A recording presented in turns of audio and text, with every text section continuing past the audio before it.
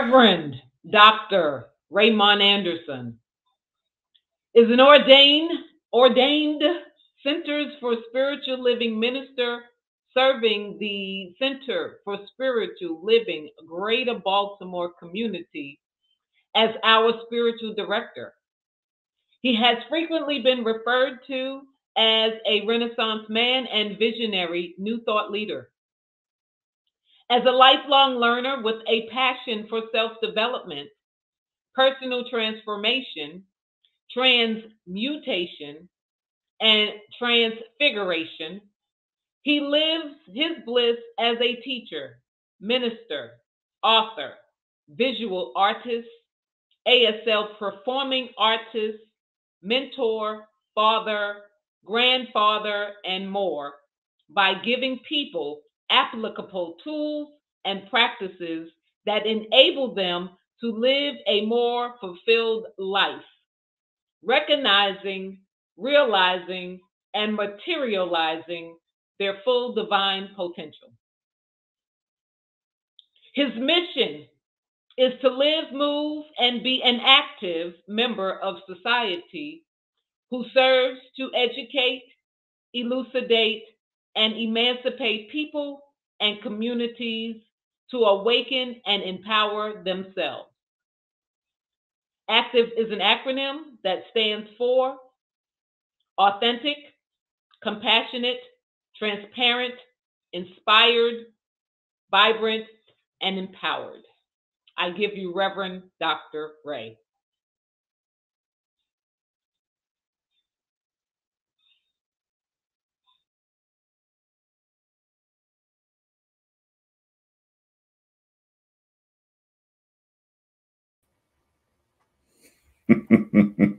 Sonya and Theo were like, when's he gonna show up? Good morning, everyone, and happy spring.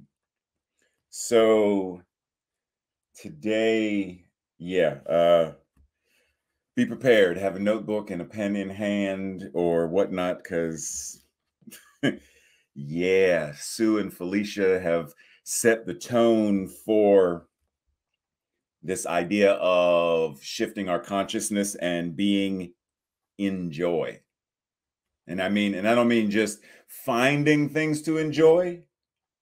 I mean seriously being immersed in it in the same way that right now you are immersed in the very air that surrounds and touches our skin, the air that we breathe, being immersed in joy.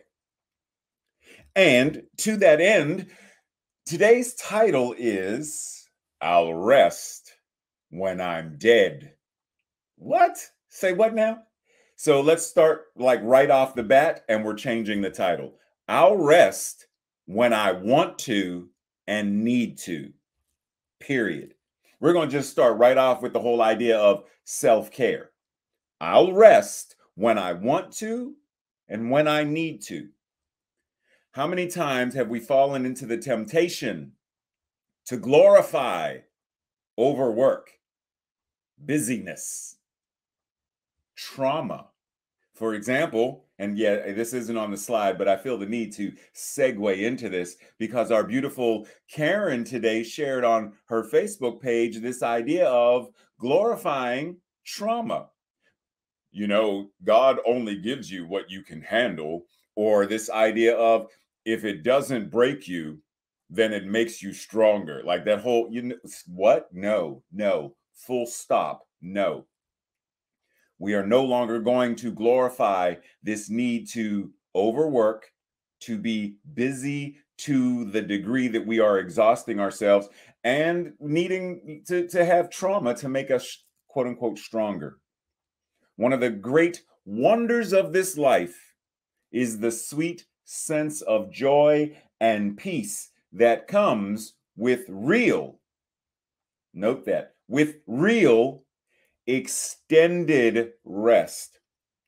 Within rest, we interact with the quiet play of spirit and add depth and substance to our spiritual practice. As we let go of this siren's call to constant motion, to always be doing, to check off the to-do list, to do, and to overwork. We open the door to the mystical. So let's start off, I have a question. When did rest become a bad word? When did the idea of taking care of yourself, nurturing yourself, when did that concept become something to avoid? Well, in order to answer that question, we need to, Mr. Peabody, we need to get into the Wayback Machine and go all the way back to the Puritans and this idea of keeping your nose to the grindstone. The what? We don't even have grindstones in our, anyhow. To do what? Say what now? What does this even mean? To do hard, continuous work. You'll do well at school if you just keep your nose to the grindstone. Wait. I don't want to work harder. I'd rather work more effectively. As people will, tend to say, I would rather work smarter than harder. But let's dig into this, because the Judeo-Christian Bible, in telling us the story of Adam and Eve, God curses them and says, from this point, after being kicked out of the garden, you must toil. You must work hard, and your heel will like bruised and punishment. And so we've adopted this idea because, keep in mind, the Puritans were deeply steeped in that consciousness of the Bible, that they said, well, God cursed Adam and Eve to have to work by the sweat of their brow. It was a punishment. And so, in order for us to be godly, divine, saved, we must also continue to work hard. Therefore, we adopted the whole idea of the Protestant work ethic. And that work ethic continues today. Be hardworking. Be punctual. Be a perfectionist. Be a self-starter, a do-it-yourselfer. Be competitive, because there is not enough to go around. Dog eat dog. Who stole my cheese? When are we going to have enough? By recognizing that we are enough. We need not work hard. Even if you are training for the triathlon, even if you are training to be, the next, astronaut in space, there's no need to work hard. You simply do what is yours to do. If that's, okay, I want to be in a martial art movie and I need to do, martial arts. Okay, well, do your 1,000 kicks. Don't do them hard, just do them. But no, you don't have to work hard. You simply do the practice. See, I'm gonna use Felicia for a moment in my example. You do not get to be the type of musical artist who is able to express from her soul what she is giving us as a gift by working hard. See, working hard makes you a great technician of a craft, doesn't make you an artist. Breathe. As Sue reminded you that I often say, just breathe. And there's nothing wrong with being an amazing technician, but we are not in this life to be technicians of spirit, of love. We are here to be in joy. We are here to play. That means we must come from the level of soul, not work hard. Breathe. Ernest Holmes reminds us, spiritual experience comes in the stillness of the soul. When the outer voice is quiet, it is a quickening of the inner being to an eternal reality. So being still, quieting all of that chatter that goes on in the mind that says, I have to work hard. I have to be on time. I have to do it before, the early bird gets the worm. I have to do a little sleep, because if I sleep too long, then someone else, Sonya will get up and she'll get the interpreting job that I wanted. So I have to get up an hour before Sonya to make sure she doesn't get the job that I want. And I'm not sleeping very well, so I'm not going to do very good at the interpreting job. So I'm going to get fired. And you follow that mathematical equation. We live more authentically in an empowered way and audaciously when we are taking care of ourselves. All of that stuff, that outer voice of, you have to work hard, keep your nose to the grind, like all that stuff. No, silence that. Silence that. God only gives you what you are strong enough to handle. No, silence that. Quiet that nonsensical voice that tries to convince you that you have to play by their rules and their guidelines rather than the guidelines of spirit, the guidelines of freedom, the guidelines of joy. As it says in the Desiderata, go placidly among the noise and haste, and remember what peace there may be in silence. Simply be still and breathe. Ernest Holmes reminds us that the silence means a contemplation in the quiet of the mind when the objective tumult is temporarily stilled and we rise in our consciousness to the place of pure causation, which is spirit. This is why it says in the Bible, to be in the world, the objective tumult, but not of the world, the place of pure causation, which is spirit. So we live, move, and have our beingness among this stuff. But that doesn't mean we have to adopt it. It doesn't mean we have to take it and make it a part of our very cellular structure. No. Quite the opposite.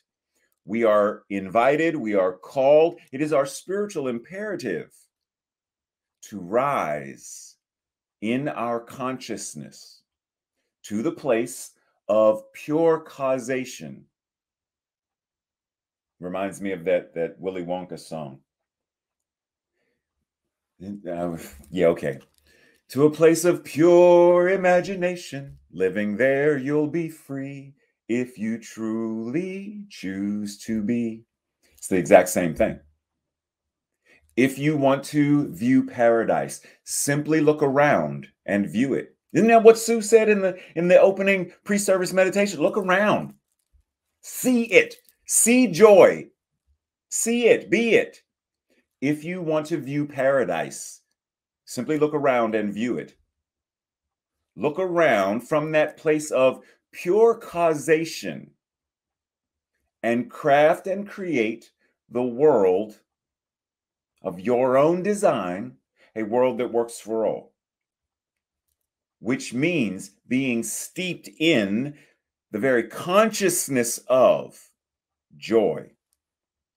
Sue said, we are created for joy. We're created for it. Why? Because we are created by the very power and presence that is joy itself. So we are created by joy, as joy, for the purpose of joy. Breathe. So that means anything that is showing up contrary to that, then it is our invitation in our work to transform, transmute, transcend, whatever it is, so that we are living the life that we truly are meant to live.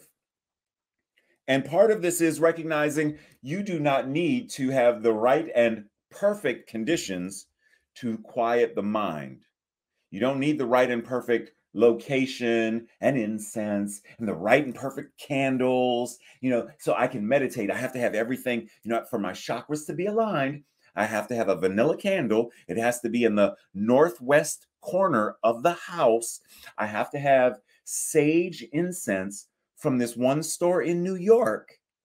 It has to be 5 minutes past noon. Say what now? No. God is all there is, and therefore it is right where you are. The wholeness, perfection, and completeness of spirit must also be right where you are. Therefore, right where you are is already the perfect space to practice. Right where you are, going through whatever it is you are experiencing, is the right and perfect space to practice. What do I need to do for me? How do I take care of me? Right where you are. Traffic, right where you are. Walking down a dark street by yourself at 3 o'clock in the morning and you feel fear. Right where you are. What are you being called to or invited to do? Find a different street. Get on the phone so you have someone on the phone with you while you are walking to ensure your safety. Whatever it is, right where you are, God must also be. So right here, right now is my opportunity to practice. Breathe. Breathe again. So Ernest Holmes says, to enter the silence is to quiet our minds and to enter that place of non-movement, to be still and to know that I am God, is to enter the sanctuary of one's own consciousness. So to go to that place within one's own consciousness, to go within. Recognizing that really there is no within to go, but for the sake of our conversation, linguistic convenience, go within.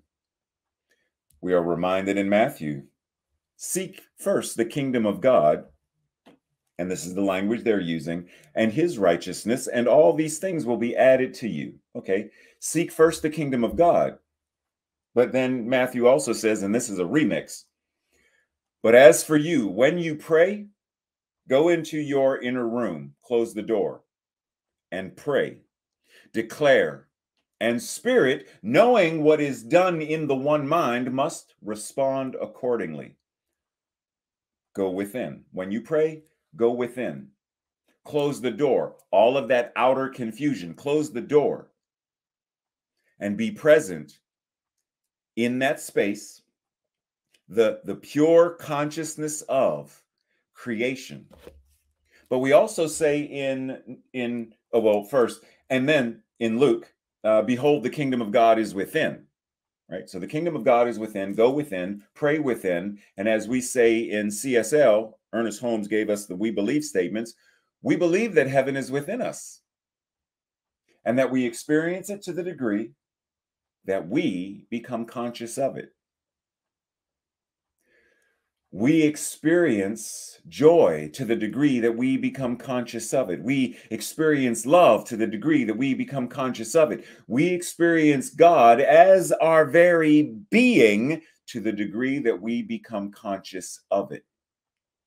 And we increase our consciousness of it by turning the volume down regarding all of the others. You're not good enough. Volume down. You have to do, volume down. Turn all of that external noise that tries to trick us into and force us into and brainwash us into being in the world and of the world. No, we need not play that game. Brene Brown reminds us that it takes courage. Breathe. It takes courage to say yes to rest and say yes to play in a culture and society where exhaustion is seen as a status symbol. There was a recent social media where one of the Kardashians made a comment about what Black women need to do, or what women need to do in order to, succeed in the world. And one of the things she said was, stop being lazy and get up off your and work. Say what now? And needless to say, there was a barrage of responses because, once again, speaking from a place of privilege, she has a different perspective on what it means to work. But she's doing this very thing by saying exhaustion. Are you tired? Then you're not working hard enough. Work harder. Exhaustion has become a status symbol in our culture and our society.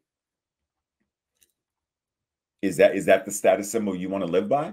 Or is your status symbol, I rest when I want to and need to. I play when I want to and need to. I live in joy. I live in play. I live in spirit. Why not make that your status symbol? Why not invest in rest? Invest in play. Invest in your divine right to be. Why not? Why not tithe into your own life rest, joy, love, playtime? Breathe. Thich Nhat Hanh says it is very important that we relearn the art of resting and relaxing. Not only does it prevent the onset of many illnesses that develop through chronic tension and worrying. Did you hear that part? Not only does it prevent the onset of many illnesses that develop through chronic tension and worry, it allows us to clear our minds, to focus, and to find creative solutions to problems. Resting and relaxing allows us to clear our minds, allows us to focus, and to find creative solutions to problems. So why would we not want to rest and relax? Why would we not want to engage in all 7 of these types of rest? Why would we not? And just so you know, as always, if you ever want the slides, just email Tracy and/or I, and we'll make sure you get the slides so that you can, for example, on this slide, go to the link and read up on what does it mean to have creative rest or social rest, emotional rest. How do I rest my emotions? I mean, I know I can take a nap for my body because I'm sleepy, but how do I rest mentally? Right? So just know that there are various ways to invest in your rest, to be your best. Thich Nhat Hanh also says, we humans have lost the wisdom of genuinely resting and relaxing. We worry too much. We don't allow our bodies to heal. And we don't allow our minds and hearts to heal. Now, as much as I love him, we haven't lost the wisdom. We have misplaced it and replaced it with worry. So it's not lost. We're just using our mental capacities and our spiritual powers to, rather than invest in rest and relaxing, we invest in worry. We invest in stress. So if we want rest, relaxation, then our invitation is to come back and, rather than misplace, let's place our attention and intention back into resting, relaxing, playing, self-care.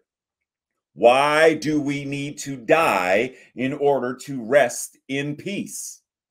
Why can't I rest in peace, rest in peacefulness right now? Like, for real. We make it sound like, well, now that Ray is dead, rest in peace, brother. No, no, no, no, no, no, no, no. You will not tell me rest in peace after I have transitioned out of this body. I'm going to rest in peace now. I'm going to rest in joy now. I'm going to rest in... Breathe, Ray, breathe. Sue said breathe. So let me breathe.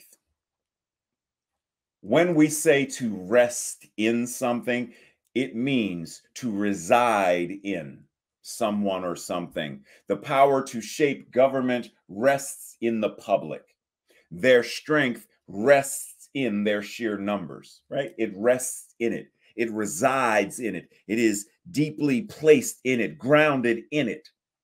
So I am deeply residing in the consciousness of rest and restfulness and peace and joy. I need not wait until I am dead to rest in peace, to reside in peacefulness, to reside in joy, to rise in love. No. Whatever I'm going to experience on the other side of life, after life, I can experience on this side of life. And so I choose right here and right now to rest in joy, to rest in love, to rest in play. Yesterday, sidebar, before we get to our weekly assignment, I watched a documentary about the creation of Sesame Street, and oh my, did it bring back such memories. Like, it made me laugh, it made me cry. And at one point, Tracy came downstairs because my foot swole up again and started bleeding. So she came downstairs to bring me some coffee and, so I would stay off my foot. And as the documentary was going off, Ernie was trying to learn how to play the saxophone, but he was holding his rubber ducky. So there was a song, you got to lay the ducky down. You got to put the ducky down. Like, if you want to play the saxophone, you have to put the duck down. If you want to live in joy, you have to put the stress down. If you want to rest in peace and rise in love, you have to put down the consciousness of the mass that says, work until your fingers bleed. Work until you are exhausted. You must put a 72-hour work day into a 24-hour work day. Work until, because if you don't do it, someone else will beat you to it. You have to lay that down and focus on the thing you are choosing to do. Ernie, saxophone. Each one of us, spirit. Play. Let spirit play as you. Let spirit love as you. Let spirit be in joy as you. Breathe. And needless to say, when they sang the song, I burst into tears, cracking up for, I don't know, Tracy, what, like 10, 15 minutes. I just laughed uncontrollably. It was the most magical thing in such a long time. So this week, what do you do, or could you do, for more rest and relaxation? What could you do to bring more rest and more relaxation into your life? And keep in mind, sometimes we force the relaxation. We go on vacation to get away from, but vacation is almost as stressful because, well, I've got to get to the Parthenon, and then I've got to get to the Leaning Tower of Pisa, and then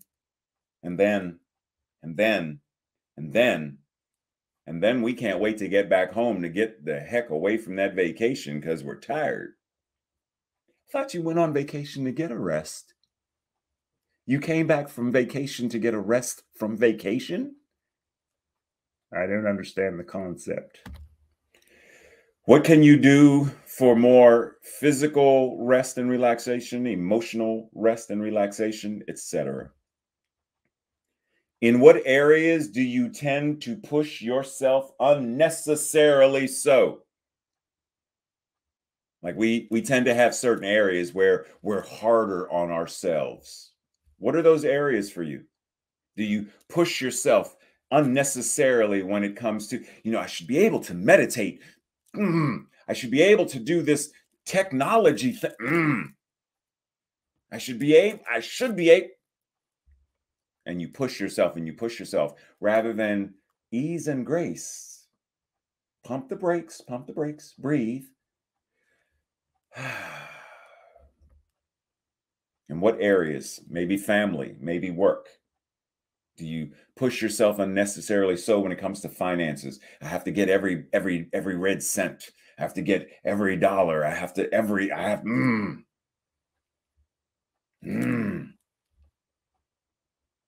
And then lastly, have a conversation with two people about how you effectively handle or ineffectively handle various stressors in your life, anxiety in your life, worry in your life. Maybe it's doaholism. You're addicted to doing. Maybe it's that. How do you handle effectively, or how do you ineffectively handle any of these things? Breathe. This week's declaration that we will say together: I rest in divine joy, but I'm going to change it. Sue, is it all right if I change this? She's nodding her head. Got to make it an acronym. I rest in divine joy. Stop laughing, Tracy. I renew in divine joy. I expand in divine joy.